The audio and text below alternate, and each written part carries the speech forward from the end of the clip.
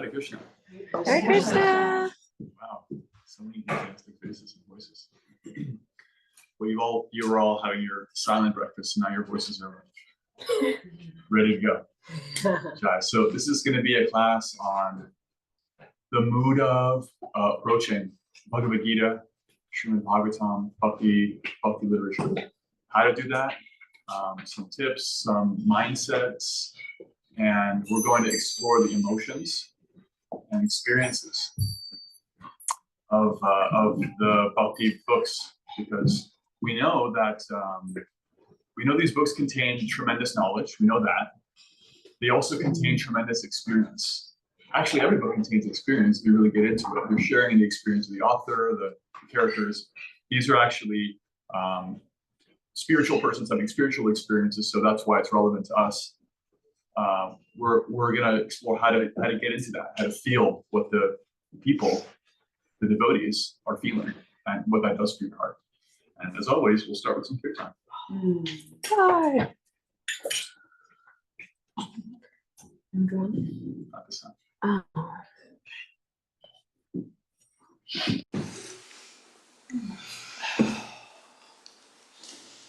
To start with the invocation, as always, glorify our acharyas, the teachers who have led the way and are leading the way. Om Gyan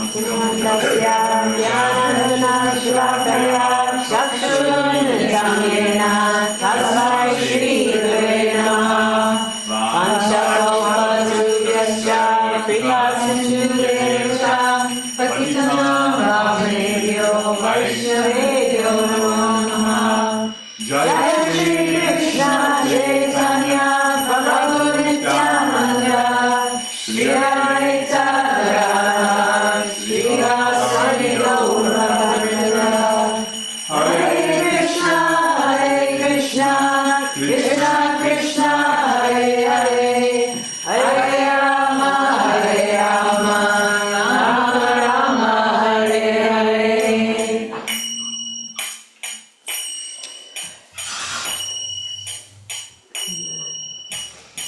Hare Krishna,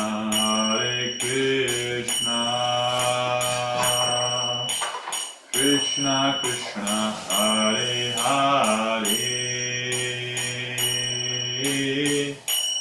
Hare Rama,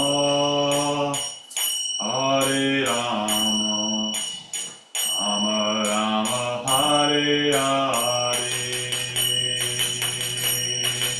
Hare Krishna,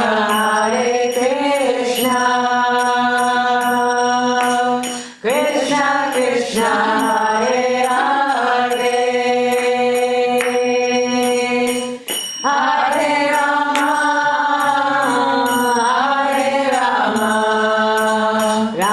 Rama, Rama Rama, Hare Hare. Hare Krishna,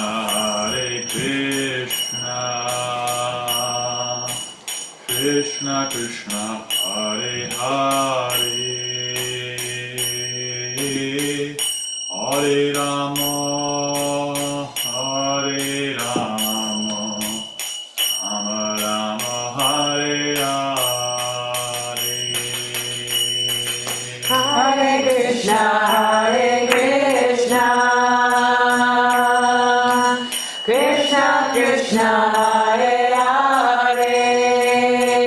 Hare, Hare Rama, Rama Rama, Hare Hare. Hare Krishna, Krishna Krishna, Hare Hare, Hare Rama, Rama Rama, Hare Hare. Hare Krishna, Krishna Krishna, Hare Hare, Hare Rama, Rama Rama, Hare Hare.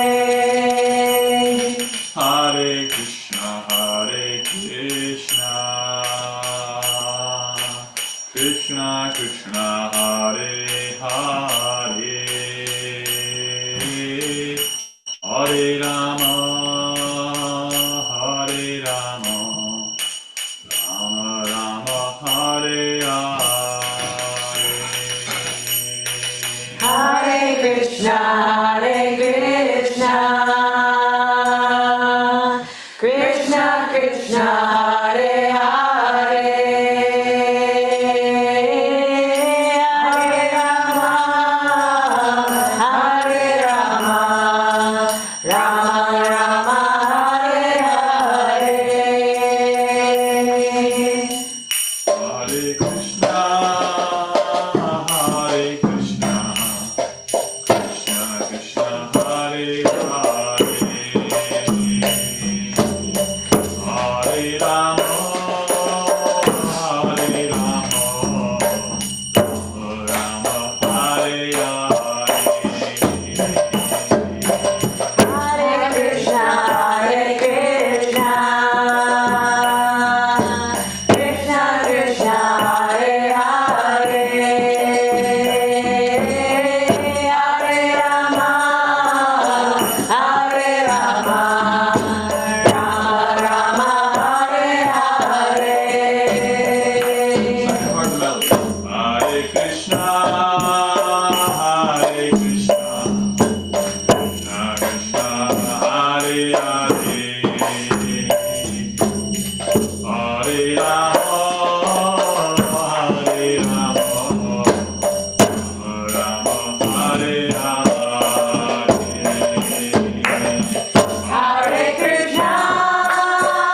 Hare Krishna, Krishna Krishna, Hare Hare, Hare Rama, Hare Rama, Rama Hare Hare. Hare Krishna, Hare Krishna, Krishna Krishna, Hare Hare, Hare Rama, Hare Rama, Rama Rama, Hare Hare. Hare Krishna, Hare Krishna, Krishna Krishna, Hare Hare, Hare Rama, Hare Rama, Rama Rama, Hare Hare. Hare Krishna, Hare Krishna, Krishna Krishna, Hare Hare, Hare Rama, Hare Rama, Rama Rama, Hare Hare. Hare Krishna, Hare Krishna, Krishna Krishna, Hare Hare, Hare Rama, Hare Rama, Rama Rama, Hare Hare.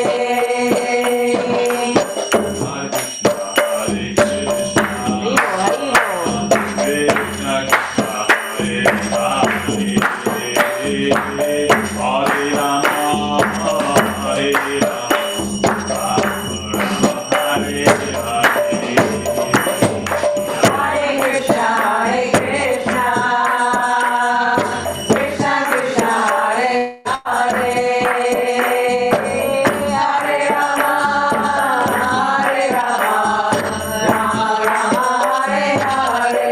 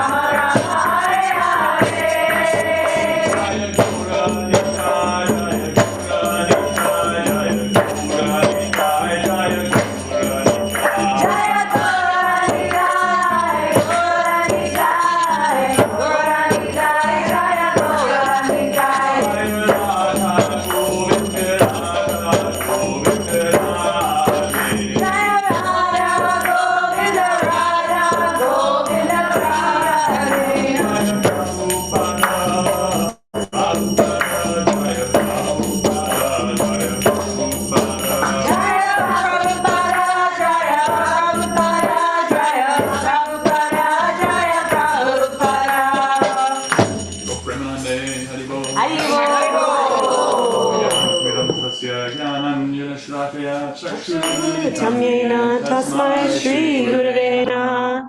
Vanchakalpatarubhyascha Kripa sindhubheva cha patitanam pavanebhyo Vaishnavebhyo namo namaha.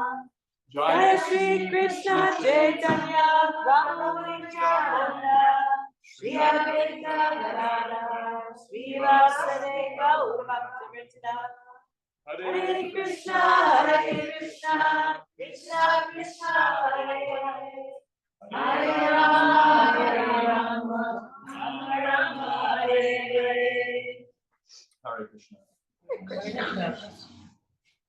So let's start with kind of like what we did yesterday. What was your first recollection of your experience with Bhagavad Gita or Srimad Bhagavatam or Bhakti scripture? What was it like? What do you remember from that formative experience? I'll share mine. So when I was like 15 years old, I went to Amsterdam. My mother's from Amsterdam, so went with some friends and we got off the plane and came outside of the airport. And now I realize it was a Bhakti. They handed me a book, Shriyas and I was like, and then he asked me for money. And I didn't understand like anything. I was like, I gave him $10 or something. So, and I remember them singing, but just like yesterday realized like what it all was. Yeah. Wow. You gave a donation for it. That's good comment for you. And what was it like to read? What was it like to look inside? What did you take away? What did you feel? I can tell you what I felt like for me. Confusion. It's like, this is really deep. I could tell there was some really deep stuff in there. And I looked at it and I appreciated it. And I knew that there was something really powerful there, but I also didn't feel like I could get it. So I put it away in a box and for like 2 years and I didn't open it. But I moved a couple of times and I always took that box with me. And I knew I would read it one day. And because of good association and spiritual practice, I started to read Bhagavad Gita again. Then I started to experience other things. Start to experience, actually, everything I kind of thought made sense is explained here better than I could ever think it, but like in a fully formed way. I almost kind of already know at this point, but I never thought of it this way. It's just like so many steps ahead of me, kind of like speaking what I always knew to be true. You know, ever had that experience where you read a Bhakti text and it's like, yeah, that really speaks to my heart. I've almost never put that into words before. I've almost never actually had a fully coalesced thought, but this is actually what I was feeling. Ever had that? I see some heads nodding, yeah. So any more reflections on what it's like to read Bhagavad Gita, what it feels like? I found it very orienting. Orienting. Like it. Yeah. It helped me make sense of what never made sense to me and how I always felt sort of untethered. But I wasn't really sure what I was untethered from. Yeah, it's grounding. It gives you a sense of which way is up. You know, like if you're drowning, you have to follow the bubbles to get to the surface. If you're lost, you need to know where your true north is. So it's a map. Yeah, these books are maps, and they're actually handbooks for human life. Because we were talking about yesterday over, I think, lunch, one of our beautiful meals. We're talking about how there's so much that we're taught in school that's like relevant only for a certain percentage of people. And there's so much that we're not taught that's relevant for everybody, you know, like how to understand yourself at any level. And so these are handbooks. Bhagavad Gita is universal knowledge. This is why Martin Luther King loved Bhagavad Gita, George Harrison of Bhagavad Gita, and other members of the Beatles, and Henry David Thoreau. And it's been appreciated by philosophers. It's taught in the University of Toronto Business School. It's just like really practical knowledge about the world, about yourself, about higher power. If you're into that, even atheists appreciate Bhagavad Gita, to be honest. There's a lot of good stuff there. Even if you just kind of like put the Krishna blinders on. Yeah, so orienting. We had a reflection here and then. Yeah, well, Bhakti was like in my life for a long time because my husband got into it a few years after we had been together. And for a long time, I just didn't get it, but I also just like didn't really allow myself to get it for various reasons. And it was actually joining him in a book club, reading Bhagavad Gita every week, that I was like, oh my gosh, like this is what I've been missing all this time. And it was just so applicable to my life, and I saw changes right away in my desire for food and quality of, conversation and people that I was around and things like that. And ever since then. Yeah, so I've been applicable. sold. Let's get, these are good words. Let's get a note taker. We'll get these words on the board. Who wants to take notes? Right. Yay. So- Thanks, Allison. First day here, applicable, transformative. I heard transformative. You're seeing changes right away. Yes. And orienting. Grounded, oriented. On it. Yeah.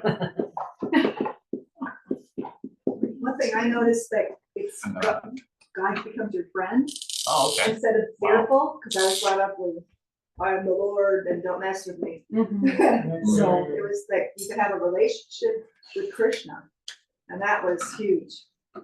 That's a real game changer. That's really the whole point of Bhagavad Gita, is this heart to heart with Arjuna for the sake of a relationship.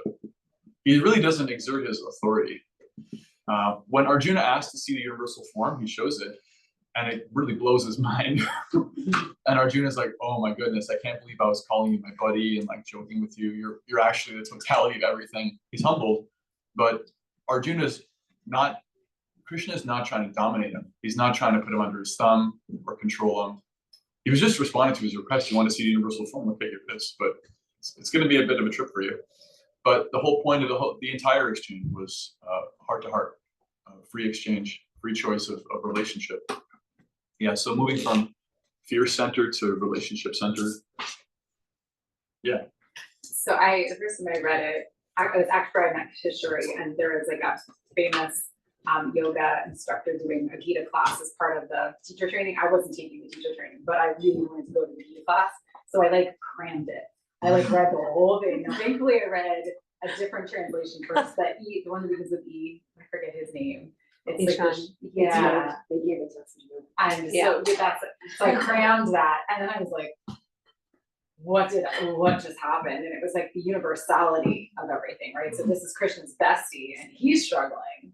Like, gosh, if he's struggling, my gosh, how all of us all struggle. And so this universal theme of like, we're all trying to get the heck out of here, and we're all mucking through it. Yeah, that's a really good point, because ancient texts like the Upanishads, we've talked about this in other classes. Upanishads they use like a more formal teaching structure where they say, this is how it is, this is what you should do. They're instructive and let's say prescriptive. They give prescriptions. Bhagavad Gita is descriptive, and the Bhagavatam is also descriptive. It explains people's experiences, and it describes them in detail. When they were in material consciousness, and then as they become connected to divinity, higher power, Krishna, and in the full-fledged reality of the relationship with Krishna. So it's, instead of telling you what to do, it's more like, here is the arc of somebody's life, Here's Arjuna, when he's suffering tremendous lamentation, he has to decide, am I gonna go to war with my own family? Or am I gonna abandon my responsibilities? Either way looks just terrible to me. And his being torn apart by that. And here's what happened to him when he received, when he actually surrendered to Krishna and received what Krishna had to say about his situation, not about himself. And when one receives that, you don't have to be told, you should do this. Because you can see, as Eileen is saying, this applies to me. Actually, I have unwinnable choices. I have a way in which I'm thinking like, what's in it for me here? What's in it for me there? And instead of just trying to figure that out, I should decide, where's my service? How can I be of service here? Right? Just like Arjuna was thinking, how can I enjoy this? Can't. How can I enjoy that? I can't. So life sucks. You have to switch his perspective. And there's a real power to that kind of presentation, because it's less abstract knowledge and it's more crystallized in the life of somebody. Stories are powerful. And we're going to get into that. We're going to get into these people and the stories that they're experiencing, the stories of their lives. So here's a few tidbits and a little bit of wisdom on what I've received and what I've tried to apply and how to approach Bhagavad Gita, how to approach the Srimad Bhagavatam. So you notice in, when I lead class or kirtan, or Kishori leads kirtan, or, there's always this We begin with Om Jnana Timirandhasya, this nice mantra. It's there at the beginning of Bhagavad Gita. By the way, we have a copy of Bhagavad Gita as it is. It's a hard copy on us. Yeah. I'll probably use that. Yep. Srila Prabhupada, who translated the most widely read version of Bhagavad Gita as it is, that we read from and study from. In his introduction, he gives what's called a Mangal Acharana. Mangal Acharana means auspicious invocation, auspicious beginning. And in his Mangal Acharana, he starts with these mantras of, as we do, honoring the teachers, honoring our teachers, honoring the assembly of devotees, honoring Lord Chaitanya and his associates who shared Mahamantra, honoring Hare Krishna, Mahamantra itself, Radha and Krishna, the supreme feminine masculine. And this is a great way to start. This is how he starts his writing on the Bhagavad Gita. This is how he starts his service. It's a great way to start any service. If you are thinking to cook for Krishna, you can either externally chant these mantras or internally enter a mood of like, okay, Guru, Vaishnavas, Krishna, let me be of service to you here. And these mantras that are there in the introduction to Bhagavad Gita that we chant before our kirtans, before our classes, they're just like external focuses for the mind because they're actually saying these things like, Om Jnana Timirandhasya. I was born blind. I was born in the darkness of ignorance. I once was lost and now I see. Right? Was blind. How does that song go? Amazing Grace. And it's the same idea. It's like I was born in darkness and my teachers opened my eyes. And I'm recognizing my my debt to them. I'm acknowledging consciously my debt to them. And so I offer number one, I offer my respect to them. I offer respect to the devotees because the prayerfulness that we're approaching scriptures, it's not just that it's prayerful toward Krishna, that's there, but it's also, I wouldn't even be able to see Krishna. I wouldn't have access to Krishna without his devotees. How does that work? Well, Bhagavad Gita is Bhagavad Gita because of Arjuna. Arjuna is having a conversation with Krishna. And Arjuna is a great devotee. And that's why Krishna is reciprocating with them one-on-one. And at the beginning of Bhagavad Gita, we actually hear about this conversation from Sanjaya, who's another devotee. Sanjaya actually had a mystic power that he received from his spiritual teacher, Vyasadeva. And his mystic power was that he had remote viewing capacity. He was like, he could see what was happening outside of where his eyes could reach. He could actually understand. And so he was seeing the battlefield of Kurukshetra where Krishna and Arjuna were conversing and the armies were getting together. And he was there with his master, the king, Dhritarashtra. And Dhritarashtra was physically blind. And he asked Sanjaya, what is happening? He didn't ask his scouts. He had like a more advanced scout. He had somebody with a yogic power. And Sanjaya used his yogic power and said, okay, this is happening. The armies are getting together. Now they're talking. Arjuna is saying this, Krishna is saying that. And so we're depending on Sanjaya, as Dhritarashtra was. We can't see. We're also depending on Vyasadeva. Vyasadeva is the compiler of all these books. It's described in one book, Maya Mukta Jiver Nahi Shwata Krishna Dhyan, Jivara Kripaya Koya Krishna Veda Puran. That bewildered by illusion, the conditioned living entity can't understand what's happening in life. Out of compassion, Vyasadeva edited, compiled, and distributed scripture to help people. That was a purposeful endeavor. It was an endeavor by a devotee. Vyasadeva is a person. And so when he presents literature, when he divided it into different ways, the word Vyas actually means to edit, divide, compile, break down. It was all to help people of different categories, different consciousness. Okay, you're in this mode of nature, these books are for you. This can help you from where you're at. You have this kind of faith, this is talking to you. This book is for you. So we depend on Vyasadeva. We depend on Srila Prabhupada, who translated Bhagavad Gita and comments on it. He himself is drawing on the commentaries of Siddhanta, Baladevi Vidyabhushan, Vishwanath Chakravarti Thakur, Jiva Goswami, Rupa Goswami, Sanatana Goswami, so many great devotees. And the more you read these books, the more you read these commentaries, you realize, oh wow, there's like a dozen different acharyas, great teachers that Prabhupada is weaving in his tapestry of his purports. It's not just taking some speculation from his own heart. There's his personal realization, and there's also so much that he's read, that he's received. So all the way down the line, there's this submission. So that's the first point, is that in approaching spiritual literature, we want to have a submissive attitude. It's like, I'm here to receive. What do you have to show me today? You know, it's like, it's not, okay, everybody, I'm a gift to the classroom. I'm gonna just keep my feet up And when the professor's done talking, I'm going to tell you what's really up. You know, sometimes the student shows up with this attitude, right? You're like lounging, and yeah, I know that. I'm good. I open my earplugs in for the first 40 minutes. I don't need that. That's all introduction. I've already mastered this. And there's just kind of like this externally or subtly internally, this sense of I already know that. And if you have that, you can't really receive anything else. If you think you're done learning, you're done learning. So submission is like, yeah, I don't know everything. And in a way, I almost don't know anything. So what do I need to hear today? What is my curriculum? You know, this is what I think I'm going through, but what do you think? What do you think, Arjuna? What do you think, Krishna? What is my learning today? And if you answer that way, there's a way in which you open the door to receive something. So many times I've had the experience of struggling independently with something internal in my life. And even I try to apply scripture to it. I try to apply spiritual logic to it. But I'm applying it through my own strength, and even that doesn't work. And then I just crack open the Srimad Bhagavatam or the Bhagavad Gita, and I just let go. And I try to receive, okay, let me stop being the doer right now.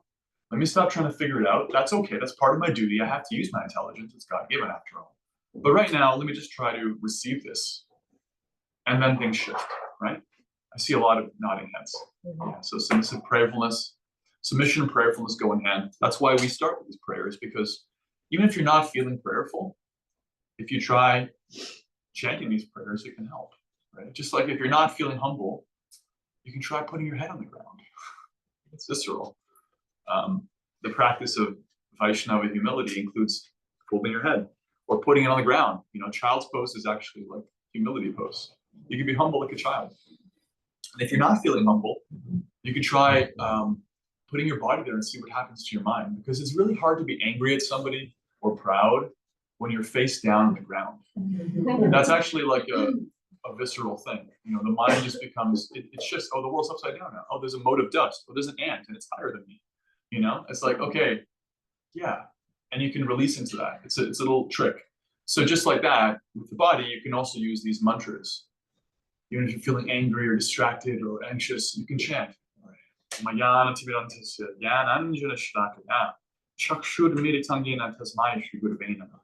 And surrender to these mantras, as Prabhupada does at the beginning of Bhagavad Gita, and that can guide us into this submissive mood.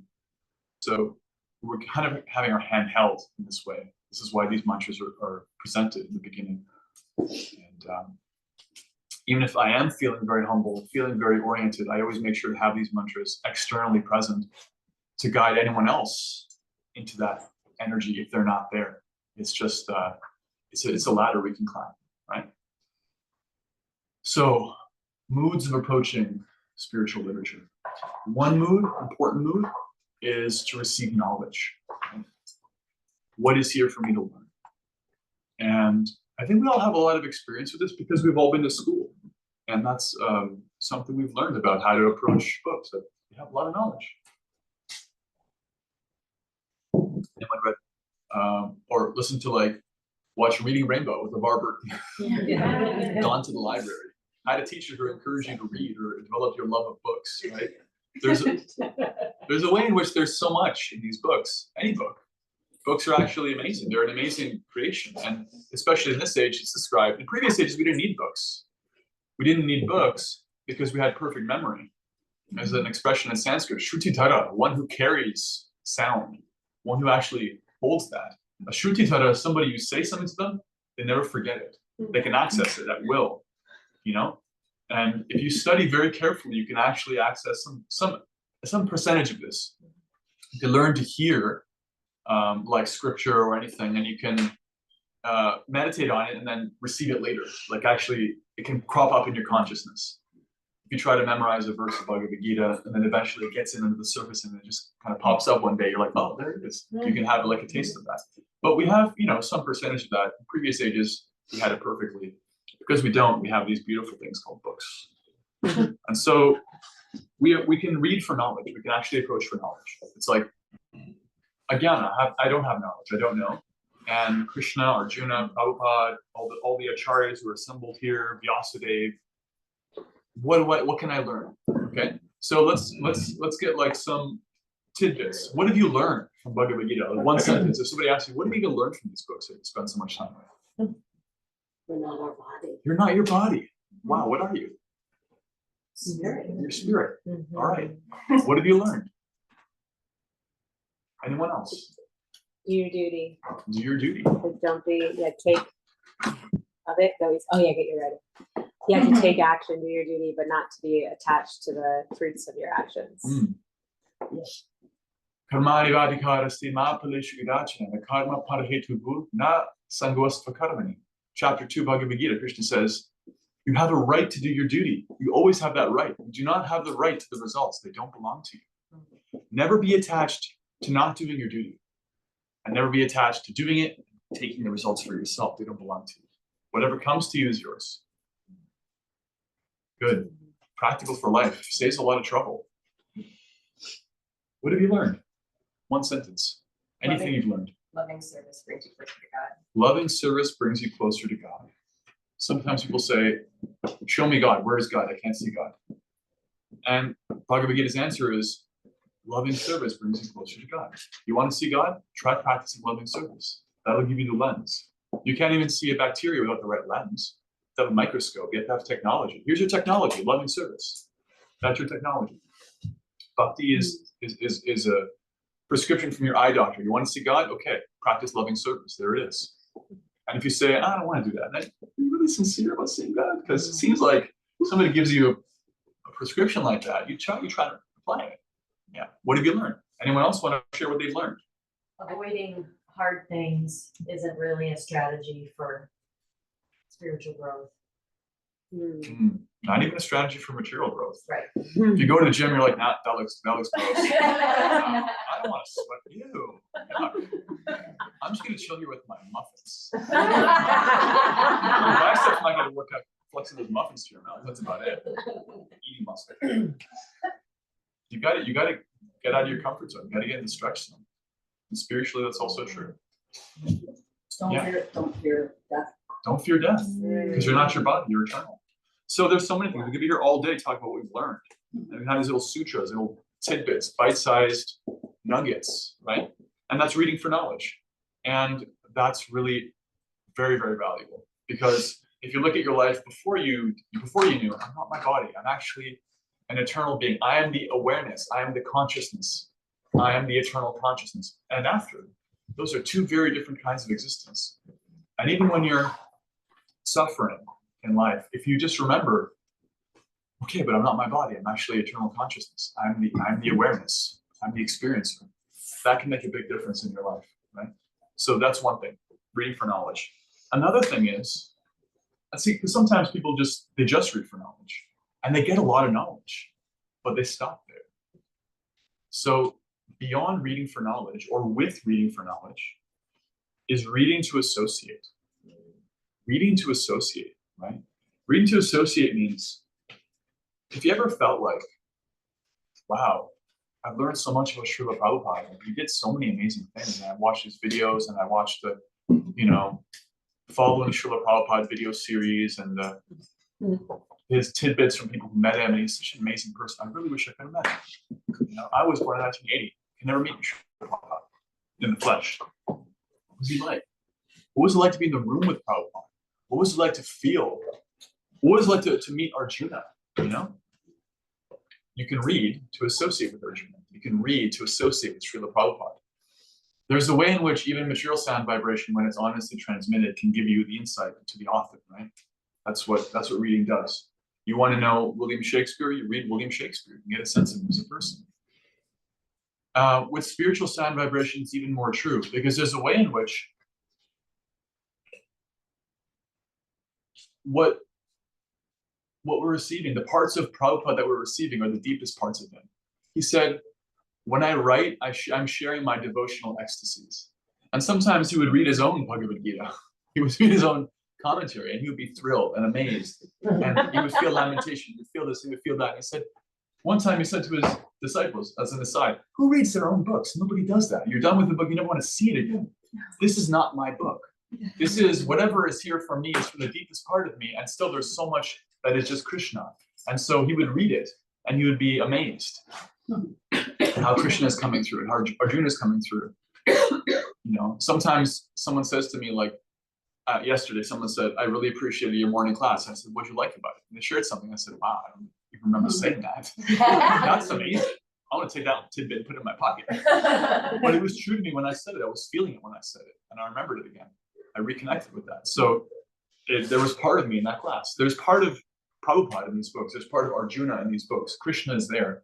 We can read to associate, not just to receive knowledge, but to receive presence, to receive company, to receive, association. Like there's something ineffable about that, If you ever lost somebody and you're like, I wish I could just be in the room with them again.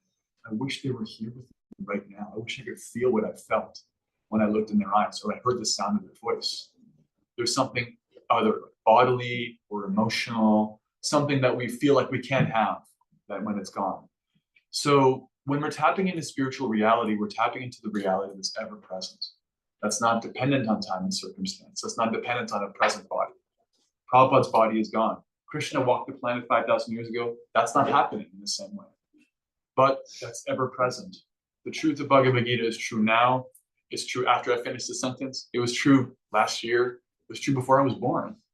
And so when you tap into it, when you're there, you can associate with it. You can be present with it. You can feel like it's in the room with you. You can have that, right? So reading to associate, and this is an orientation. You can orient yourself this way as you're approaching Bhagavad Gita. Like, Krishna, I really want to be with you in this experience. Arjuna, I really want to be with you. I want to know you. I want to be in the room with you.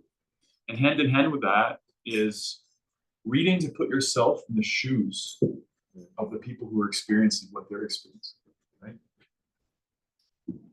So I talked about you can read for knowledge. And if you're just reading for knowledge, then that old style of communication where it's like, this is truth, this is not truth. This is what you should do, this is what you should not do. Prescriptive is really helpful. It saves a lot of time, If I just tell you, like, you're not your body, your spirit, soul, and you truly receive that, you're truly open to that knowledge, it'll save a lot of time. That's one sentence, like 9 words. Unfortunately, people need more. They need to be convinced. They need to feel that, right? Especially in this age.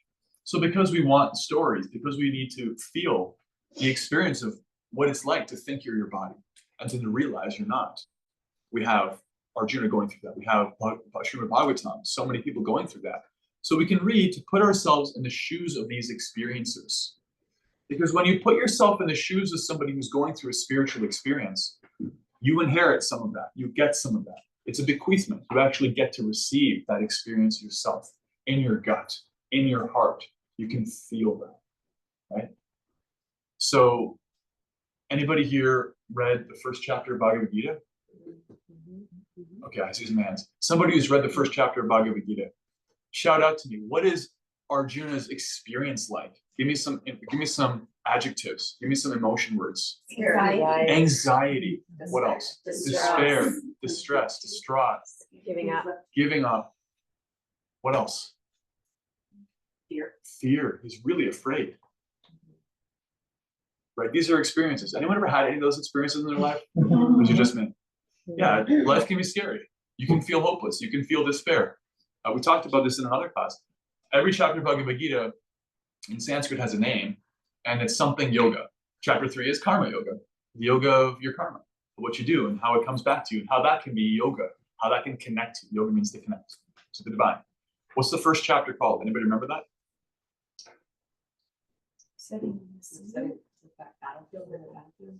Yeah, but in Sanskrit, I mentioned this. Yoga of despair. Vishada yoga. Vishada means despair, utter despair. The yoga of despair, how despair can create connection. How it's a teachable moment. That's what happens for Arjuna. He has like a total freak out. So when you put ourselves in Arjuna's shoes, then you get to experience what he experiences. You can have that with any book, but you can have spiritual experience with spiritual books. He experiences his material lamentation, his material illusion, his material despair. He chooses to turn to Krishna. If you stick with that, you don't put the Bhagavad Gita down after one chapter, like I did the first time I read it when I was 15. Oops. then you get to see how to transform despair in the light of Krishna, in the light of spiritual teachings, in the light of divinity. And then it becomes spiritual experience. So we're going to do that. We're going to read a little bit in that mood. I'm going to read from chapter Bhagavad Gita. I'd like you to put yourself in the mood of receiving Bhagavad Gita in Arjuna's shoes. Try to feel what he's feeling. Try to connect with that and imagine it's happening to you. Feel it in your body, feel it in your heart, feel it in your mind. Okay? Hare Krishna, Krishna Krishna, Hare Hare, Hare Rama, Hare Rama, Hare Hare. This is from chapter 1. Little backstory. Arjuna is, and therefore you are, the most powerful warrior. You have become so trained that you've defeated various demigods, various like supremely powerful living entities who are like more powerful than human, like Lord Shiva. You defeated Lord Shiva. You defeated Indra. And every time you defeated them in one-on-one combat, you received their blessing. You received actually superhuman weapons, superhuman training. You are the greatest at what you do. And your dharma, your role, your purpose, and what you're good at, what you like to do is protecting people. You're a protector. You're a kshatriya. You're an honorable protector of the vulnerable, of women, of children, of those who are downtrodden. This is who you are. And you have so much know-how, so much knowledge, and you're going to fight a holy fight. Actually, you've been called to protect people against others who have stolen power, who are just trying to usurp it and trying to abuse that power. And you're ready to go. You're ready to do your thing, ready to fight. And then Krishna is there with you, and he draws up your chariot between the two armies. And he says, just behold, all the crews assembled here, all your family. Then Arjuna could see, within the midst of the armies of both parties, his fathers, grandfathers, teachers, uncles, brothers, sons, grandsons, friends, fathers-in-law, and well-wishers. When the son of Kunti, Arjuna, saw all these different grades of friends and relatives, he became overwhelmed with compassion and spoke thus. Arjuna uvacha tristvemam svajanam Krishna yutsam samapastitam siranti mama gatrani mukham cha parishoshati. Arjuna said, my dear Krishna, seeing my friends and relatives present before me in such a fighting spirit, I feel the limbs of my body quivering and my mouth drying up. My whole body is trembling. My hair is standing on end. My bow, Gandiva, is slipping from my hand, and my skin is burning. I am now unable to stand here any longer. I'm forgetting myself, and my mind is reeling. I see only causes of misfortune, O Krishna, killer of the Keshi demon. I do not see how any good can come from killing my own kinsman in this battle, nor can I, my dear Krishna, desire any subsequent victory, kingdom, or happiness. Right? So Arjuna is feeling some deep feelings, and we can too, as part of the arc.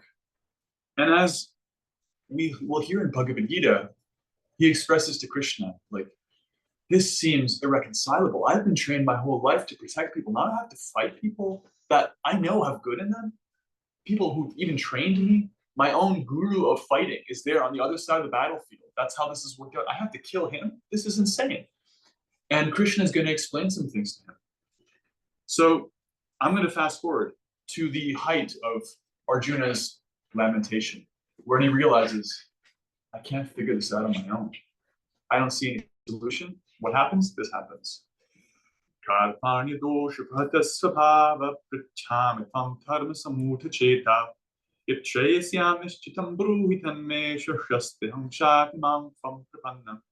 Krishna. Now I'm confused about my duty, and I've lost all composure because of miserly weakness.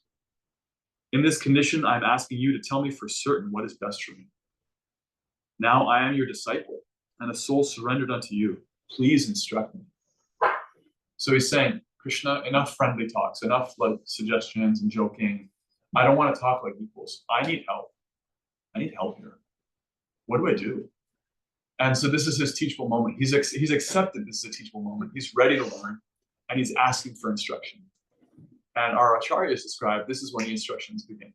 And actually they really do. This is when Krishna starts to actually tell him what's what. For example, 4 verses later, Krishna says this.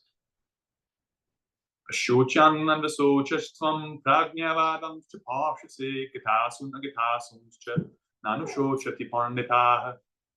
Krishna says, while speaking learned words, you are mourning for what is not worthy of grief. Those who are wise lament neither for the living nor for the dead. Natvaham javana samnatvam me mejanagataha. Nachaivana pavishyama sarve vayamatav param. Never was there a time when I did not exist, nor you, nor all these kings, nor in the future shall any of us cease to be. So because Arjuna is ready to receive, he gets that beginning seed of instruction. You're eternal. They're eternal. I, Krishna, am also eternal. Let's get some context here, Arjuna. Because Arjuna is ready for that context, it sinks in, bit by bit, bit by bit. So we want to sit with that experience of receiving helplessness with our own situation, choosing to turn to Krishna, and then what he has to say, receiving his instruction. Oh, I'm eternal. Okay, what does that feel like? And continuing in Bhagavad Gita. I can read the whole Bhagavad Gita in that mood. I recommend you all do it. But we'll be here all day. Actually, it takes about 3 hours. 2.5 if you heard, 2 if you really go for it in Sanskrit. But which we did one year. We read the whole Bhagavad Gita out loud. Last year. Yeah, it was glorious. How'd you feel afterwards, by the way? Amazing. Right? It's crazy. Yeah. Every year it happens, I'm like, my mind's like, no way I'm doing this again. I have so many things I could do with my time. And I do it, and I'm like, oh my God, why don't I do this every day? It's so cool. Even in Sanskrit, where you're like, I don't even know what's going on here. It's just amazing. We'll So- do it again this year. Yes, on Gita Jayanti, it's December, early December. So reading to associate, reading to be present with, to receive. So we have Arjuna's lamentation. We have, I mentioned Sanjaya. Sanjaya at the beginning of the Bhagavad Gita, he has the power to receive what's happening in the battlefield. And he has that because he's actually an advanced devotee who's pleased his teacher Vyasadeva, the actual compiler of these books. Vyasadeva is his guru. And so he's telling what's happening. We're hearing from him. At the end of Bhagavad Gita, spoiler, Arjuna is actually completely convinced. And Krishna says, have you heard attentively? In fact, I'll read that verse. It's a nice verse. Thus I've explained to you knowledge still more confidential. Deliberate on this fully, then do what you wish to do. And then he says, have you heard this with an attentive mind? Are your ignorance and illusion now dispelled? And Arjuna says, O infallible one, my illusion is now gone. I have ordained my memory by your mercy. I am now firm and free from doubt and prepared to act according to your instructions. That's where Arjuna is at. And Sanjaya was witnessing this whole conversation as we're witnessing it. And he's witnessing it with complete faith in Krishna. He's witnessing it, seeing Arjuna transforming and being transformed himself. Therefore, we cut to him. What does Sanjaya say? Now we're going to sit with Sanjaya's experience. Sanjaya said, thus I have heard the conversation of 2 great souls, Krishna and Arjuna. And so wonderful is that message that my hair is standing on end. By the mercy of Vyasa, I've heard these most confidential talks directly from the master of all mysticism, Krishna, who was speaking personally to Arjuna. O king, as I repeatedly recall this wondrous and holy dialogue between Krishna and Arjuna, I take pleasure, being thrilled at every moment. O king, as I remember the wonderful form of Lord Krishna, I am struck with wonder more and more, and I rejoice again and again.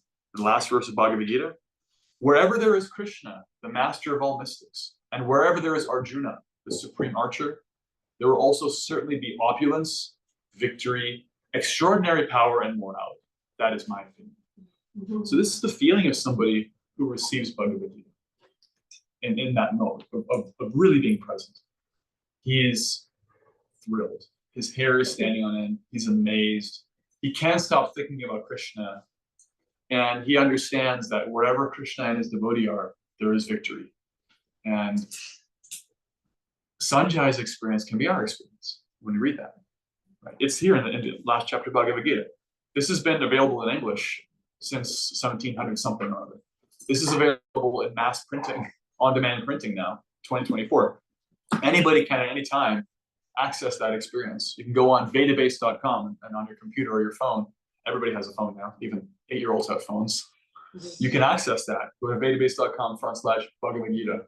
You know, so there's no question of like lack of access. This is not 1200 AD. You had to hire an army of Brahminical scribes to take 3 months of time and hand transcribe the Bhagavad Gita. No, it's right there. It's just like, are we ready? Are we ready to receive it in that moment? So early 1800s, I think it was first in English. right. So we've only Thank had you, real Gutenberg. access right to, it's only been 225 years, really. Yeah. And this has been in existence for so long. Transporting a soul outside. Chant for it. Yeah. So read to associate. I've picked some other sections from other parts of Bhagavad Gita, Srimad Bhagavatam especially. Bhagavatam is like an expansion of Bhagavad Gita. It's 12 cantos, 18,000 verses. It contains the totality of the psychology of what you can experience as a human being, really. It's all the ups and downs. And so I'm going to read from some things. Also, I'm open to suggestions, requests. There are requests. Are there emotional experiences you want to touch on that you'd like to find in Bhagavad Gita and Srimad Bhagavatam that you'd like to feel like, how can I spiritualize that? What does the wisdom have to say about this kind of experience? Anger, fear, distraction. What kind of emotional experience speaks to you that you want more wisdom on? What does the Bhagavad Gita say about tears? What does the Bhagavad Gita say about tears? Well, I'll first of all say that when you read Bhagavad Gita, we're so fortunate that Srila Prabhupada's purports, because Prabhupada gives so much extensive wisdom. I don't remember exactly what purport. It might be in chapter 10. Oh, no, 11. But he says something about tears here. And if I can find it for you, I'll read it for you. And if I can't, I will paraphrase it for you. You know what? I'm going to pull up the search function. Because that's what it's for. Get yourself Bhagavad Gita search function. Look up tears, Bhagavad Gita.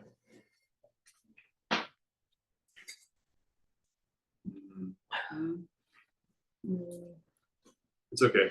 It's not coming. It's fine. But I know it exists. I've read it. It's fine. Prabhupada explains. You can stop. When you cry, check the temperature of your tears. If it's hot, it's anger, it's frustration. If it's cold, it's joy, it's amazement.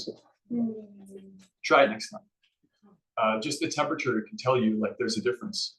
So there's different kinds of tears. And if you look at it like the nature of devotion, Bhakti Rasamrita Sindhu, it talks about spiritual symptoms of ecstasy. One of them is tears, ecstatic tears, tears of ecstasy. So beginning of Bhagavad Gita, Arjuna is freaking out. He actually has like a nervous breakdown. He dropped his bow. You can imagine if you're the most qualified warrior in the world, you never drop your weapon. It's like, it's a glue to your hand. You know, he dropped it. He's trembling. He says, my hands are sweating. I can't even stay still. So he's crying, but he's crying hot tears. He's crying despairing tears. By the end, he's crying tears of joy. Right? Ever had tears of happiness? You see somebody you haven't seen it forever, and you're like, what is this wetness coming from my eyes? You know? So there's a way in which that kind of experience is available in our development of bhakti, that we can feel tears of ecstasy when we recall Krishna's mercy to Arjuna. We can feel tears when we chant really attentive japa, when we chant the holy names. We can actually, Bhakti Rasamrita Sindhu explains, we can actually cry spiritual tears. We can actually feel spiritual emotion. It can manifest in the body in that way. Then, of course, there's the material side of it. What is material sadness? What is material lamentation? You can learn about that too. We touched on it a bit with Arjuna. Beginning of the second chapter, late first chapter, he felt hopelessness, and he turned that to Krishna. He took all that sadness and those tears, and he made it fuel for asking Krishna, okay, what is the deal? What am I supposed to know here? Other emotions. like feeling undeserving. Feeling undeserving. Yeah. Elaborate on I mean, it's a common theme in my life. Just like blessings are bestowed, it doesn't feel like I should be the receiver of such things. Okay, we got a verse for you. Seventh canto. Seventh canto. There's a beautiful pastime with this little boy called Prahlad. And Prahlad heard spiritual sound vibrations when he was in the womb of his mother, and he became actually transformed by that. He was a very advanced devotee from birth. Interesting plot twist, his father was very much the opposite. In fact, his father was the most successful materialist in the history of civilization. He actually conquered not just this planet, he conquered various demigods. He performed yogic meditation so severe that he was like actually practically dead for the sake of gathering power. So almost like, I don't know if you're into Star Wars, like a dark Jedi. He's like a dark wizard, all for his own aggrandizement. He thought he was God. And he had a son, and his son was a great humble devotee called Prahlad. And there's a beautiful pastime where we come to realize through his father's eyes. His father's called Hiranyakashipu. His father realizes who his son is and transforms from an attentive, doting father into a vicious demon. He eventually tries to kill his own son. And when he does, an incarnation of Krishna called Nrsimhadev, the half lion, half man, fierce protector form, manifests. Yeah. And he manifests to protect Prahlad. And Prahlad, after Prahlad has been protected, Prahlad is there, and he is urged to go and pacify the Lord with prayers. And the seventh canto, chapter 9, is called Prahlad pacifies the Lord with prayers. All these demigods assembled are seeing Krishna in such an angry form. They're like, I practically can't recognize him. You go, Prahlad. He came here for you. He came here to protect you. You pacify him with the contents of your heart. You give him prayers. And Prahlad is thinking, how can I do that? Look at my family, where I came from. I'm an insignificant person. Lord Shiva is here. Lord Brahma is here. The overseers of the modes of nature. Indra, king of heaven and rain. He's here. All these persons with powerful bodies that live way beyond mine, with great intelligence. All these brahmanas and sages and pure devotees are here. I'm nothing. In fact, he says,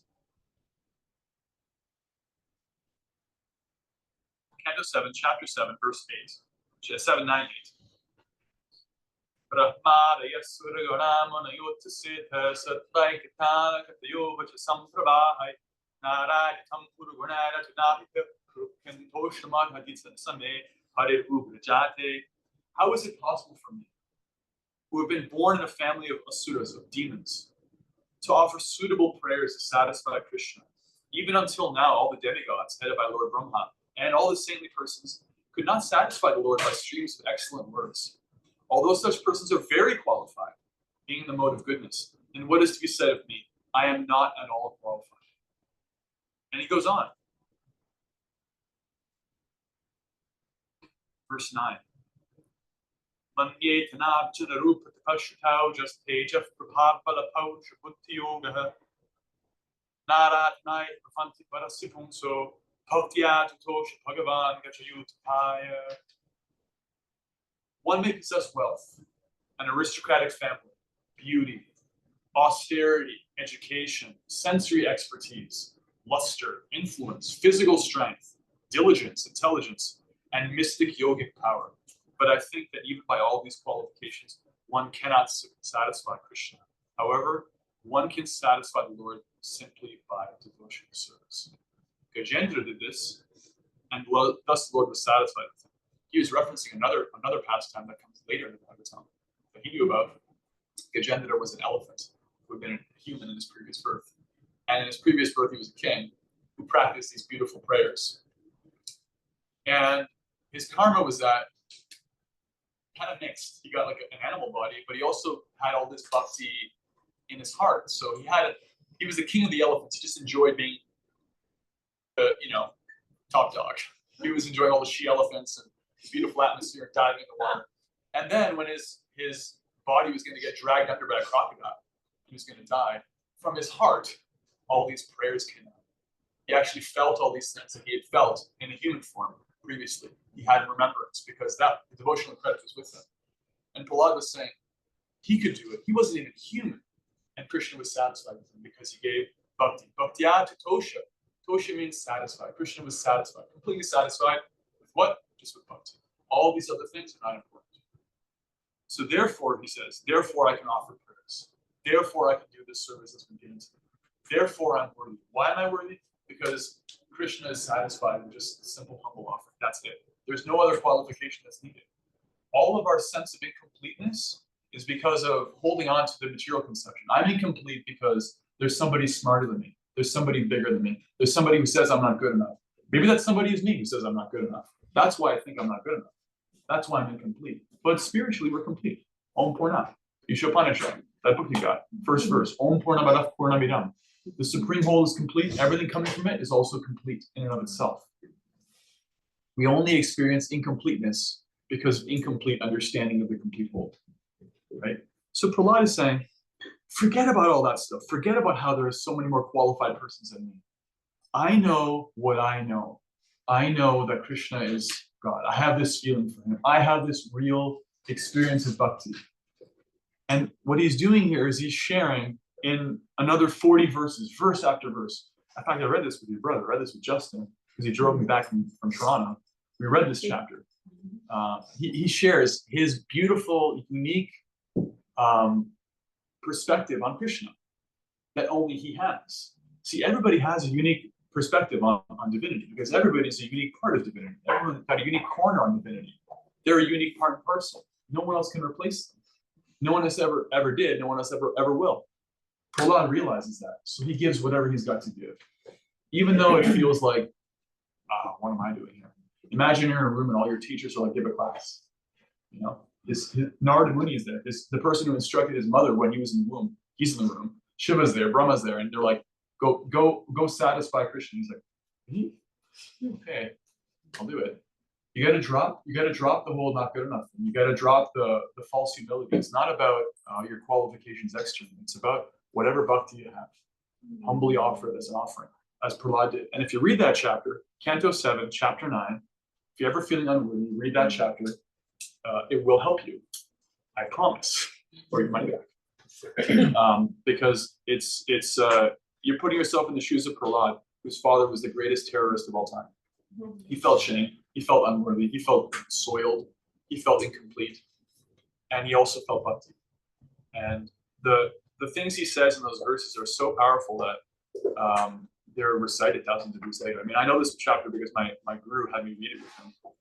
So there's some really good stuff here. And it starts this way. These are the first verses. The first two I just read. There's another 46 or so after this.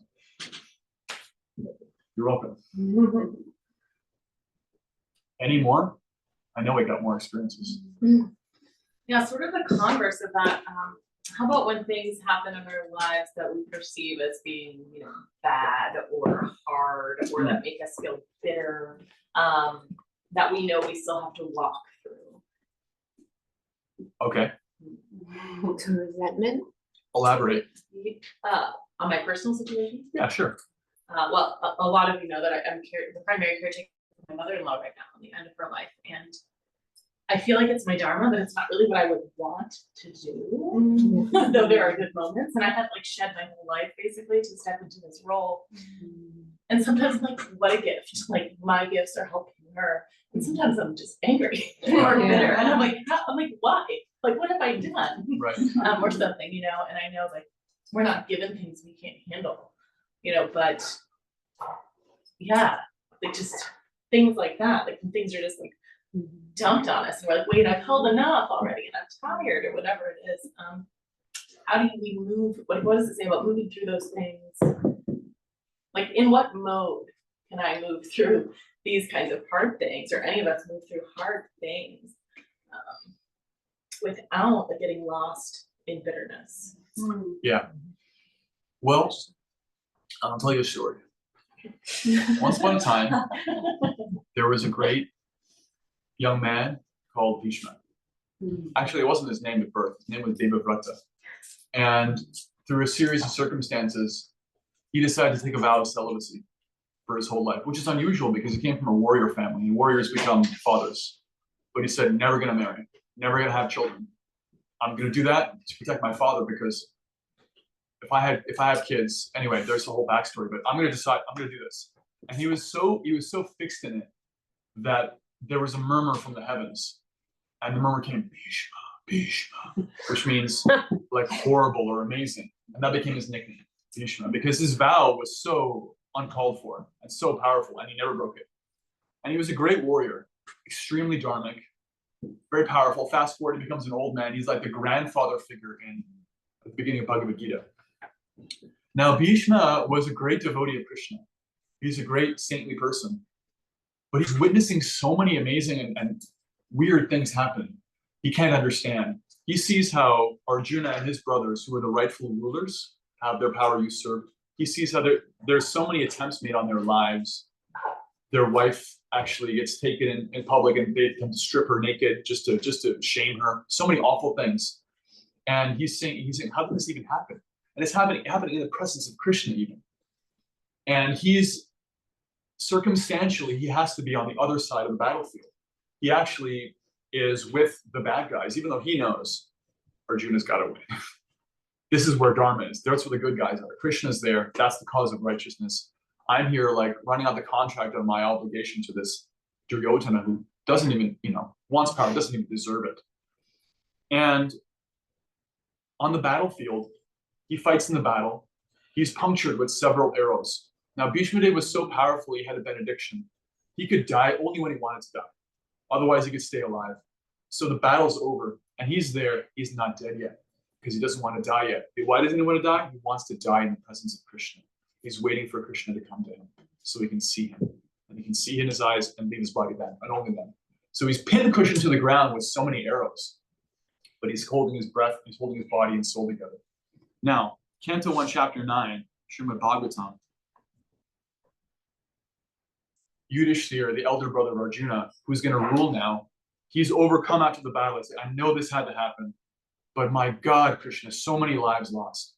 What is this? This is awful. I can't understand, why this had to happen. And Krishna says, come, let's go to Yudhishthira. Oh, let's go to Bhishma. Let's go to Bhishma. Let's hear from him.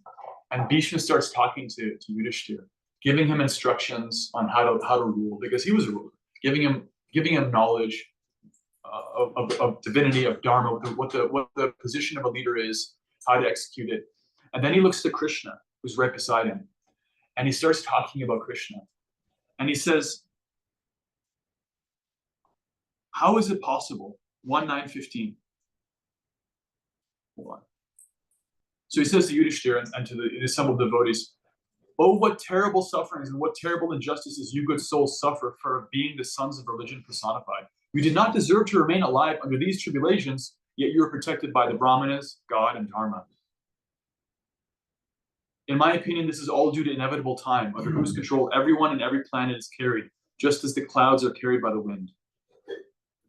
How incredible is the influence of inevitable time? It is irreversible. Otherwise, how can there be reverses in the presence of King Yudhishthira, the son of the demigod controlling religion, Bhima, the great fighter with the club, the great bowman Arjuna, and above all, Krishna the Lord, the direct well-wisher of the Pandavas.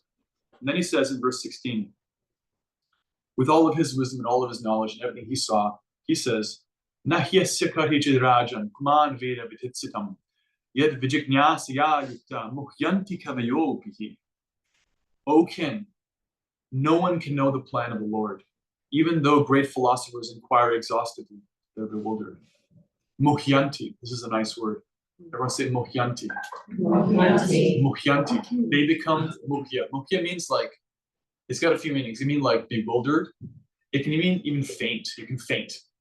You're so overcome, you like lose consciousness. Mm-hmm. Even if someone with perfect intelligence tries to understand why is this happening, muhyanti, they become overwhelmed. Bhishma Dev was so powerful. He was so qualified. He saw all this injustice happening, and he was like, I don't know why. And finally, he's seeing it rectified. He's there on his literal deathbed, and he's saying to the king, there was a plan, And we only saw it come to pass now. I know you're sitting with the price of this plan. So many people had to die. You've got to carry the torch. You got to keep going.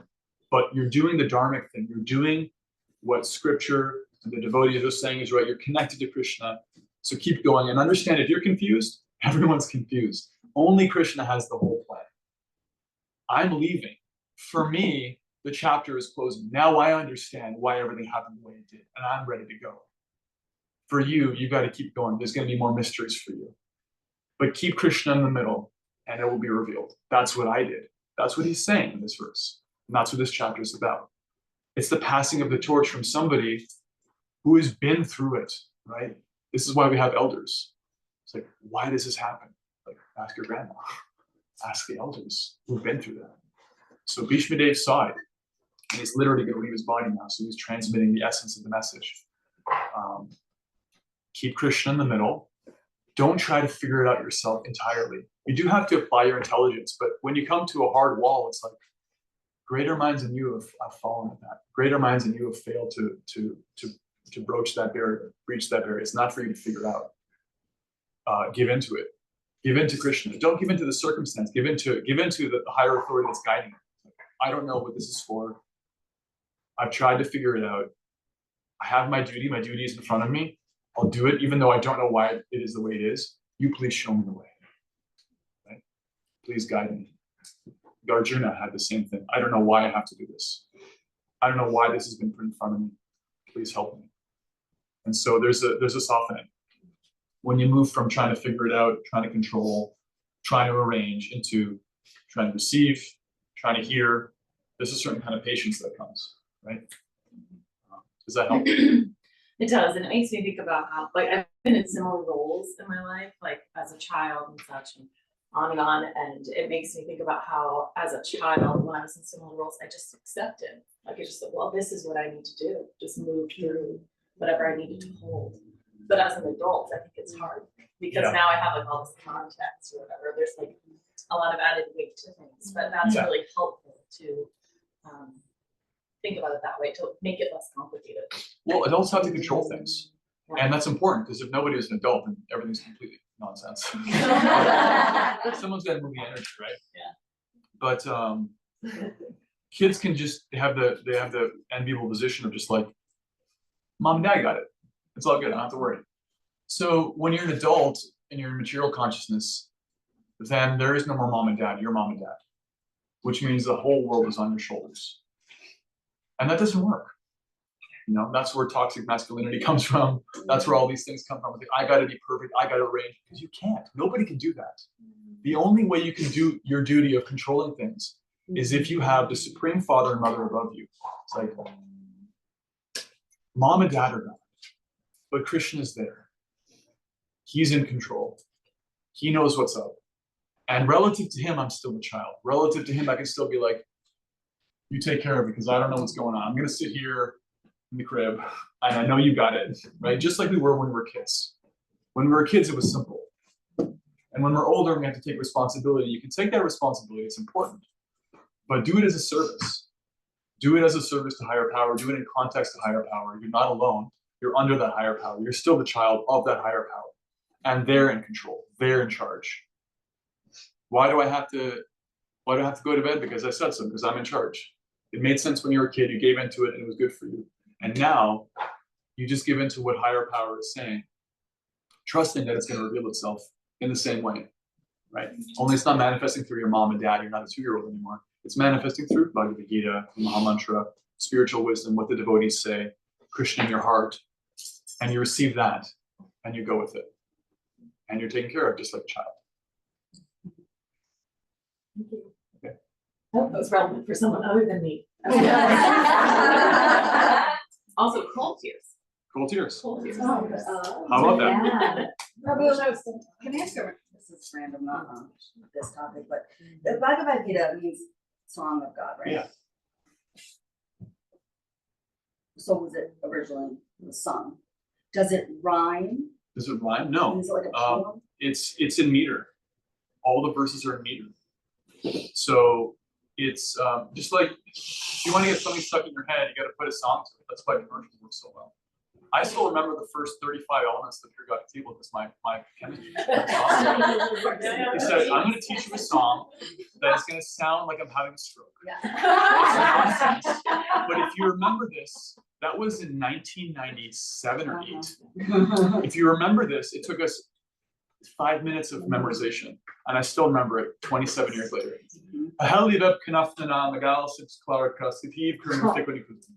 Hydrogen, helium, lithium, beryllium, boron, carbon, nitrogen, oxygen, fluorine, neon, sodium, etc. It's a song. Rhythm is powerful. So Sanskrit is a rhythmical language. The vowels have a specific length. The consonants and consonant pairings have length.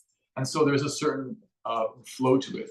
And if you recite Bhagavad Gita or verses, there's a power to that, partly because it's spiritual sound, but also because just the way it's arranged is Sanskrita. Sanskrit means literally perfectly arranged. It's a very scientific language. And so the verses don't rhyme. Some poetry Sanskrit does, they can use that, but they use rhythm. They use flow, and that activates your mind. You know, sometimes you can even learn verses just by like dancing to them. I've had a kirtan of a verse. A verse from the 8th chapter of Bhagavad Gita, I learned 8:14 by kirtan because I listened to a class, and in the class, one of my spiritual teachers was, okay, we're gonna learn this verse, everybody. And he pulled his mridanga out, and it was Ananya. Here it is. Ananya Chaita Satatam Yomam Smarati Nityasha Tasyaham Sunavaparta Nitya Yuktasya Yoginaha. And if you have the Bhagavad Gita in front of you, you can sing it along in the kirtan, and it becomes a kirtan on the verse. So that verse means, for one whose mind is completely fixed on me and remembers me always, I'm very easy to obtain because of their complete engagement in yoga. It comes after a series of verses that talk about how at the end of your life, what you're thinking of is the contents of what you care about, and that determines where you go. Chapter 8 Bhagavad Gita. So that's a little bit about rhythm and verses. The more, what you said just reminded me of the pie song. Do you guys know the pie song? Yeah. Yeah. But the more. This is a magic text. It's a magical text, it really is. Because I was thinking about it. I mean, we've only, okay, so say 1785 was the first translation in Thank you. English. And it was probably first sung millennia ago, right? But we didn't really get access to it. But I just remember from like grad school, like in we learned that like the notion of a text with a framework, like a story within a story, it wasn't even available in the West until like the 1400s, or with the Decameron, which the Decameron comes from 1001 Arabian Nights or whatever, which is 900, which came from Geoffrey Chaucer, who puts that into English. Yeah. And so not only are we like millennia off on when the first original kind of framework story was, but I just love the fact, and in our class, I think that, this is so accessible because you can read it as just a story, or you can see the huge giant metaphor. There's, Sanjaya, the narrator, who's talking to the king, right, describing it and showing, you said everything about Sanjaya. And then there's the story in there with Arjuna being led by Krishna. So if you're just a regular reader, you can just read this. If you're into like Game of Thrones or battles and stuff like that, it's like, oh, cool story. Or you can really, if you choose to, or you submit or hear it, you see what it really is. You know? And I mean, amazing. I mean, Bhagavad Gita has been appreciated in the West ever since it was first discovered as one of the treasures of Indian spiritual knowledge, Indian kind of intellectual knowledge. German and English philosophers really specialized in Sanskrit in the 18th century because they saw a lot of beauty in language and they found beautiful things in Bhagavad Gita. And it's been part of kind of like Western consciousness since then. And what we also see is that aside from being appreciated in academic circles, which it's been for 300 years. It's only really started to affect people at the level of the heart in the English or other non-Sanskrit languages when it was presented as it is, as a text about bhakti, with no other ulterior motive. You know, Bhagavad Gita is a text you can find so many things in. It's been a political treatise for many people. It's been like a book about this thing, a book about that thing. You look at it, you find this, you find that. You know, Gandhi wrote a commentary on Bhagavad Gita in the context of the British involvement in India, mid-20th century, different things. But Bhagavad Gita as it is means going to the text and, okay, what do you want from me? Not like I'm just looking for entertainment. Because it's true, the whole backstory of Bhagavad Gita is like the Game of Thrones. It's really far out. There's a lot of amazing stuff in the Srimad Bhagavatam, and it is entertaining. That's part of why it's the way it is. But also, if we're in a mood, as I've been saying, like to associate and to receive, then it's not just like, oh, that's a cool story, that's cool mythology. You can actually know what is Arjuna's experience. What is it like to be with him? What is the experience? What does Krishna have to say about I himself think for that's the himself? brilliance behind it, that it came from God to Vyasadeva and then, you know, to us a million years later, and it's still told us. Yeah, thank you. And the other thing I heard from you was that the sound vibration of it is pretty magical. So one thing you can do, you can get into like a Bhagavad Gita recitation like we have every year, or you can find, I can even send in the chat, you know, recitations of different chapters of Bhagavad Gita in Sanskrit, English, Sanskrit and English. And say you're just driving in the car and you have nothing else you want to be doing, you could just listen to the flow of the conversation in either Sanskrit or English or both. I mean, it's probably in a bunch of other languages too. So, and it's powerful. It's really powerful. Maybe we should start our shloka club. Yeah. And learn how to chant the verses. A lot I could say about that. A lot I could say about verses and memorization. If you want, we have a few more minutes. We can go there. We can talk about memorizing verses if that's interesting to people. But I'm open to whatever people want to talk about before we get into final kirtan. Experiences, emotions. Yeah. I've been like obsessed with this one verse, and I was hoping you could talk about it. Okay. It's been for like a little while. It's chapter 1, verse 41. Of Bhagavad Gita. Yes.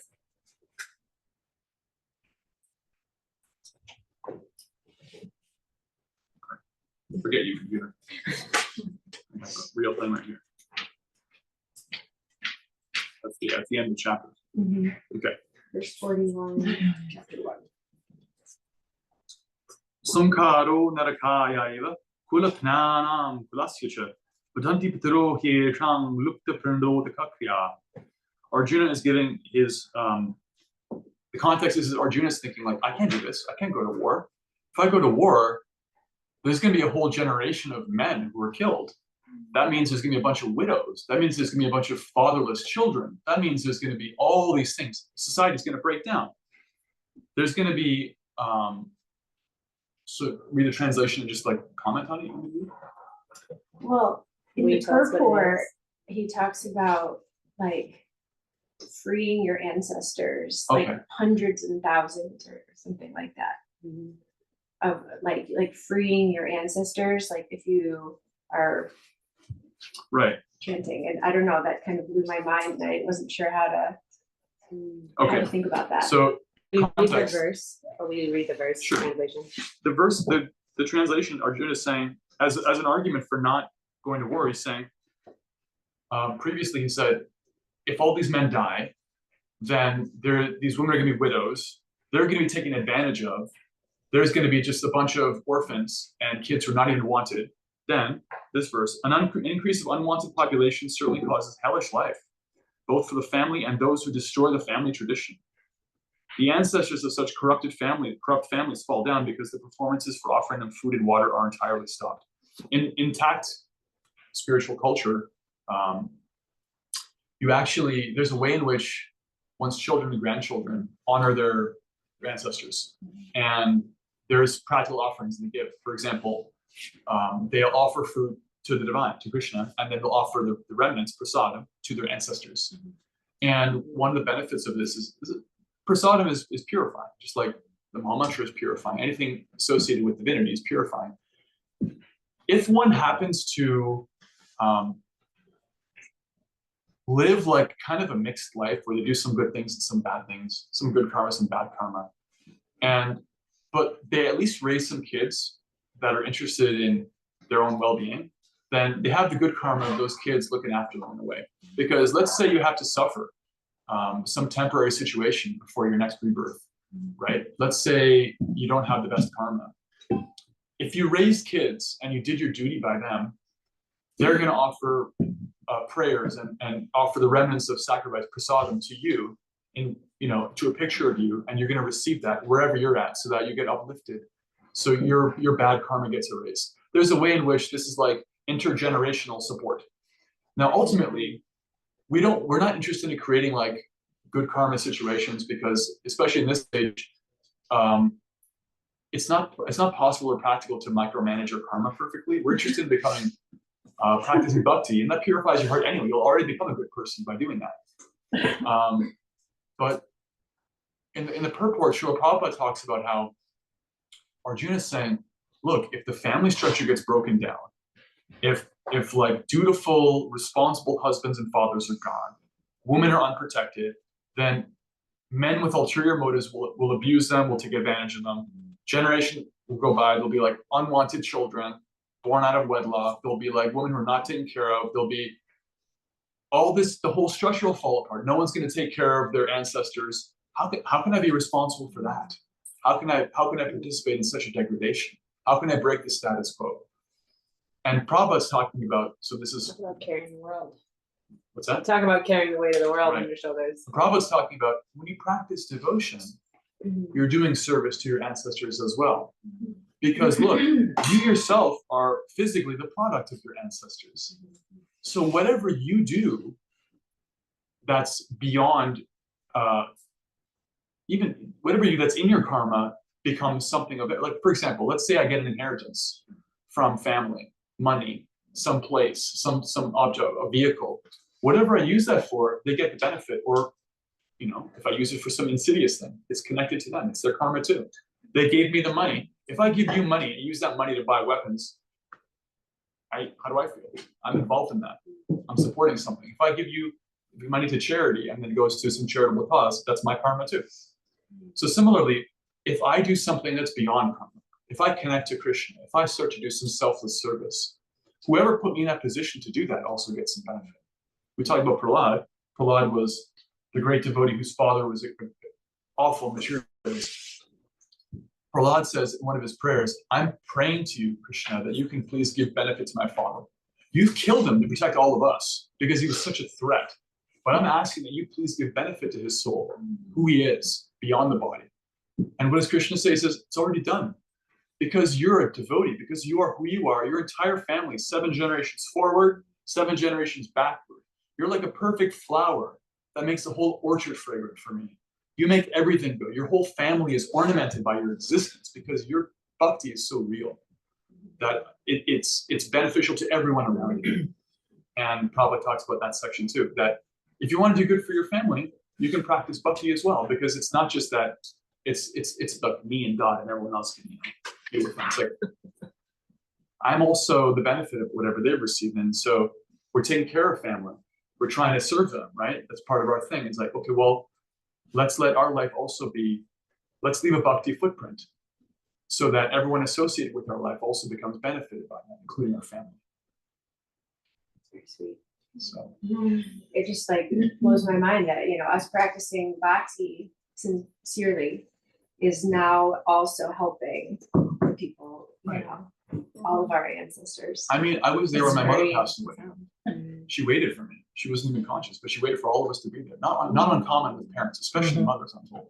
They're very attached to the children. And what did I do? I made sure that Maha Mantra was playing for her, even though she couldn't speak. She wasn't conscious. So that when she left her body, the Hare Krishna was playing from Srila Prabhupada's lips. And where she is, I don't know, but I know that helped her. And I know that whatever I'm doing is connected to her. And I try to always engage her and my dad directly or indirectly in service. And, And it's like that connection's real, it's there. So the bhakti that I was doing as a monk or after my monkhood, it's like they get benefit from that, for supporting a devotee and for raising a devotee and for loving a devotee. And if you can't do anything else, you can always just play some kirtan or have the Maha Mantra. You do that for your family too. And there's an ineffable way in which it touches the heart. And Prabhupada's saying, if you really give your life and soul and heart to bhakti, then you can also understand that it's not like you're taking that out of the account of your family. You're actually giving to them too, because they're going to be blessed. And they're going to receive benefit from that too. So that's what I have to say about that. Jan, on the Bhagavad Gita app, that's the verse of the day. Ah, That's today's verse. that's the verse of the day. Yeah. Bhagavad Gita app. All right. All right, I kid you not. We're going to have some kirtan now. Well, We have another question. another question? We can go to lunch that's left over. So like relating to the most material, so concern or anxiety or worry about finances. It's really come up these last couple of days for me. It's not at all what I expected. Just like worrying about the future. And like thinking like it's gonna come along, but if it doesn't.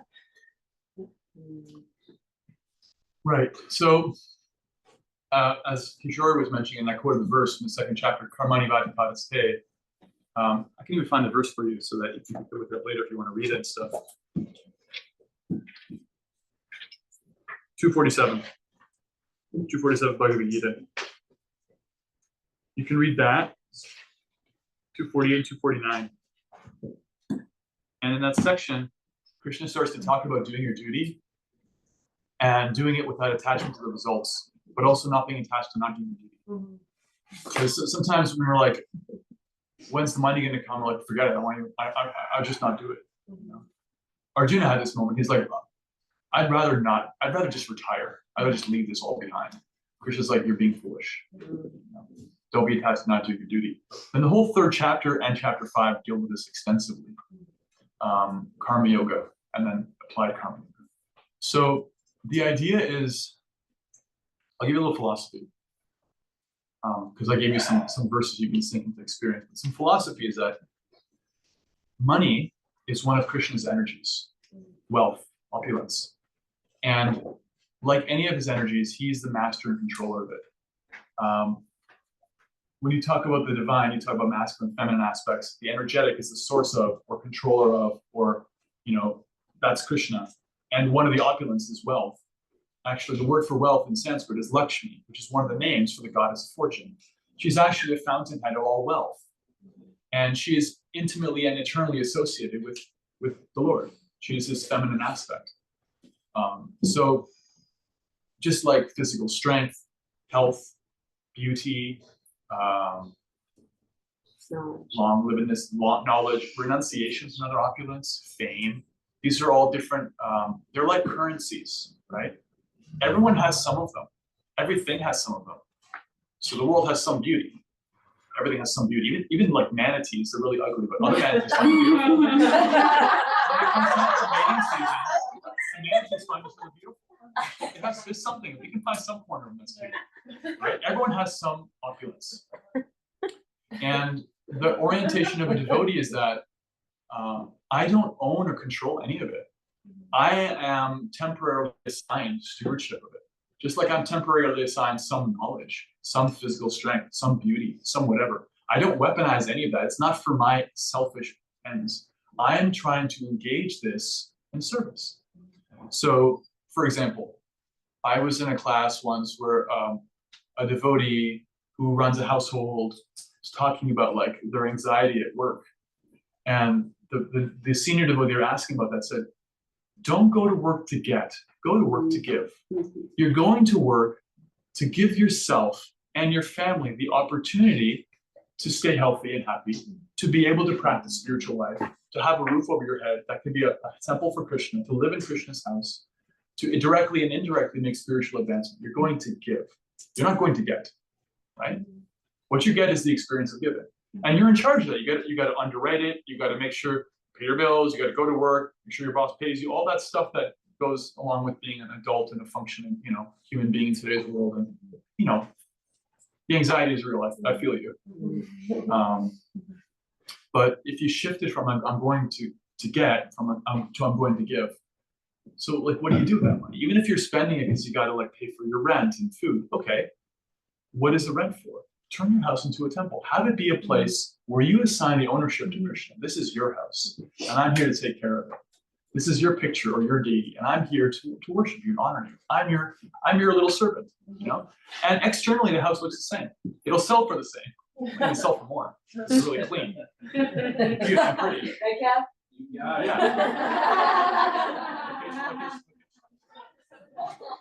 But internally, your mode is different. And that food, what is that food for? Is it just for your selfish tongue and stomach? No, it's for Krishna. You're feeding Krishna. There's a science and an art to offering your food to Krishna.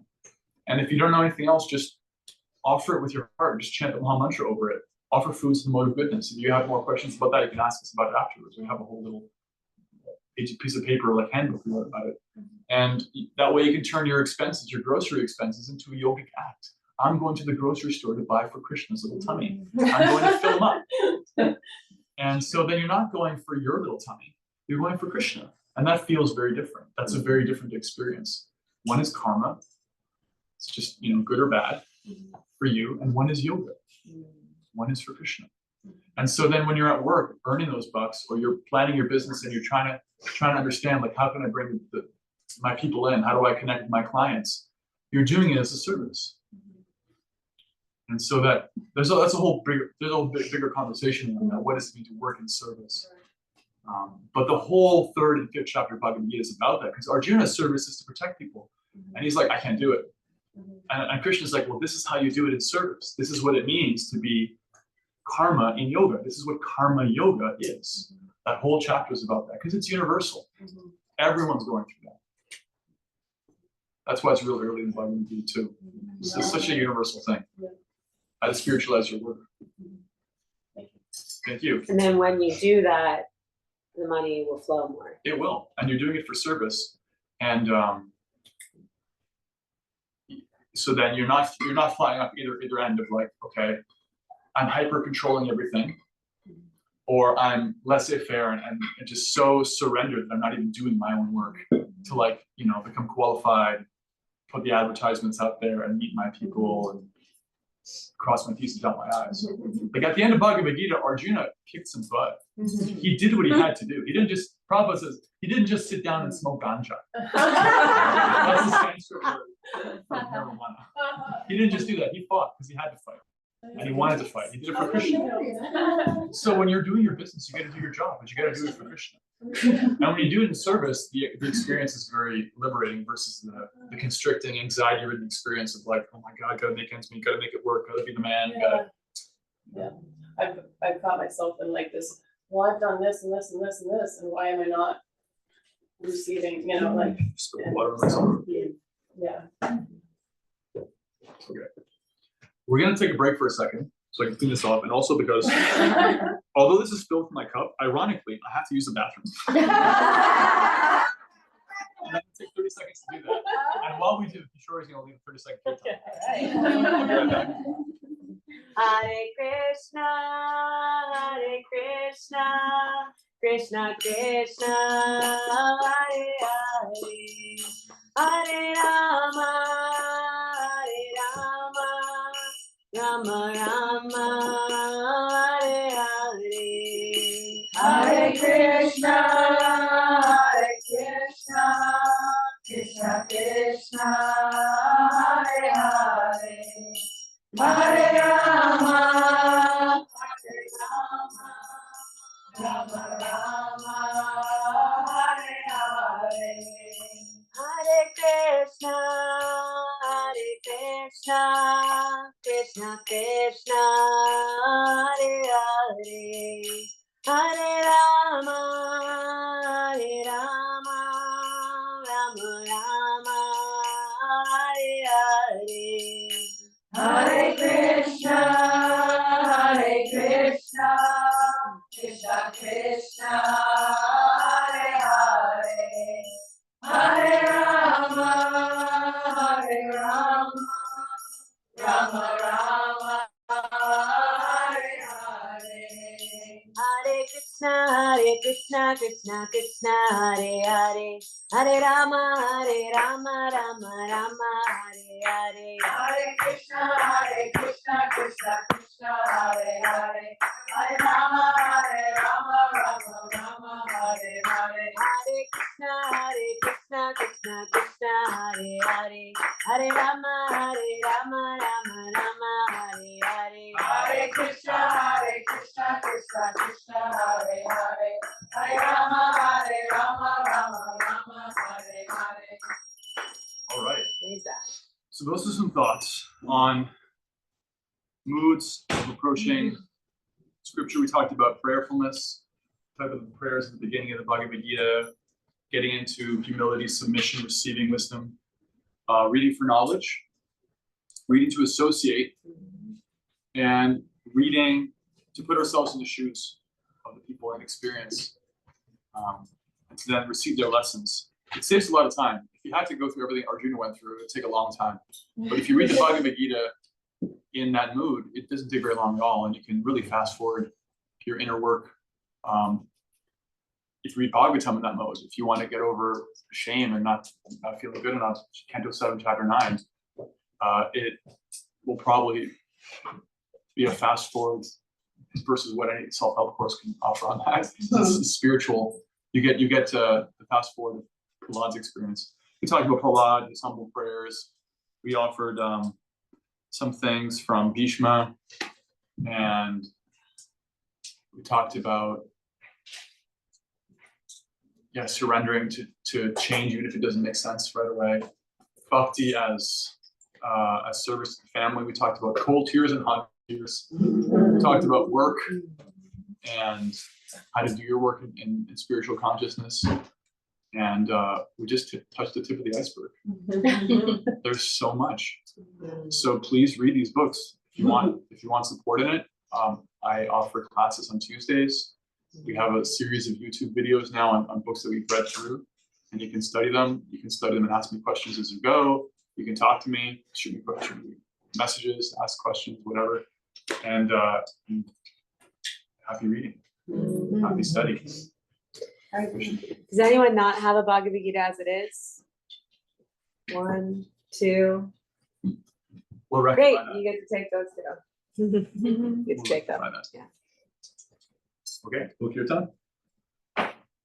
Anybody feeling a chill would like to move into the sun? Because I got into that. I don't want to go anywhere near there. Yeah. Come on in. Come on in.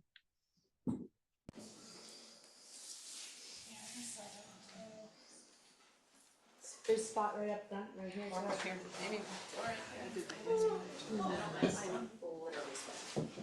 We're here.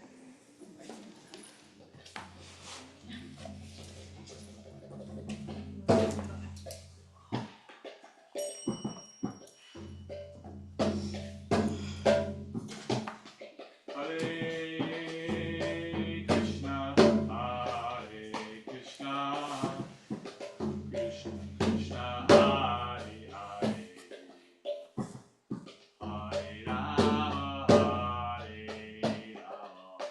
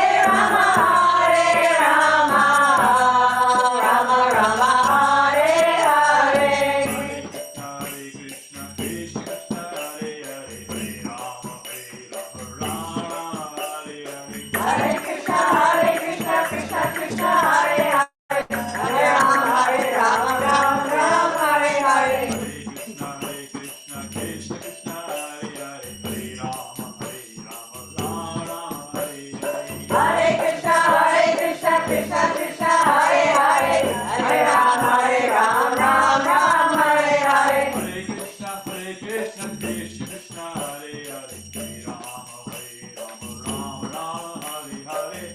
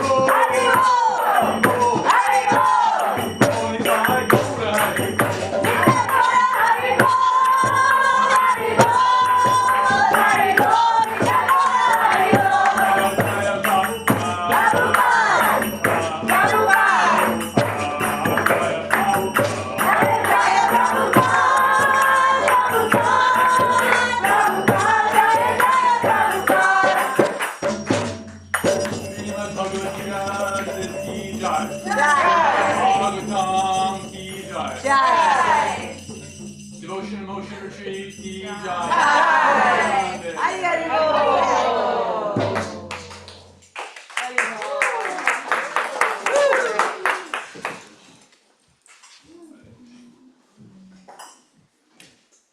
Thanks, Leanne, for tuning in, and for our YouTube crew. We love you.